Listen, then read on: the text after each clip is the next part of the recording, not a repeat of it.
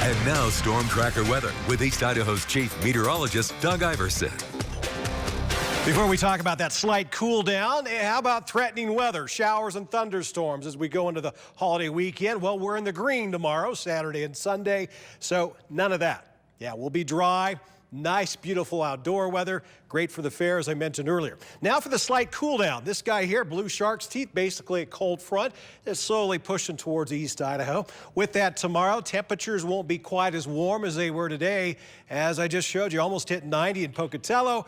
Tomorrow, doubtful we'll even see 80. So we'll be about 10 degrees cooler with some clouds mixed in with all this. Not expecting much in the way of shower activity, but we could see a little pop-up storm over western Wyoming and up into Yellowstone. So let's take a look right now. We got basically a mostly clear sky, at least over the Snake River Plain. We're still in the 70s in Pocatello. Up the road in Blackfoot at 69. 69, that seems to be a pretty popular temperature right now. Rexburg and Idaho Falls also 69. Chalice at 69, then 68. I think the second most popular temperature on the map. Look at all those 61 in Soda, Montpelier, Burley, Twin Falls, Haley, all at 68. And then a couple places just standing out. Yellowstone, I should say, at 49 right now. We're at 53 over in Jackson. So your forecast tonight, mostly clear. Maybe an isolated shower over the high country tonight, but generally speaking, dry weather expected for the Snake River Plain.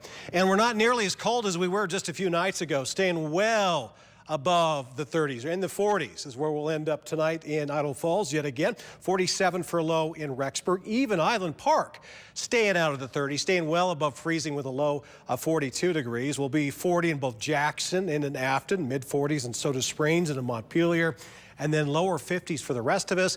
Warm spot on the map over in Twin Falls at 56. Second warm spot overnight will be Chalice with a low of 53. Meanwhile, just a few mountain ranges off towards the southwest, still trying to deal with those 30s at night. Stanley at about 37. Tomorrow, Stanley will barely hit 70. We're not quite as warm as we were today with high temperatures only in the 70s with one exception. If you want the 80s, you'll have to drive to Malad City. High of 82 there for an afternoon high. 74 in Soda Springs.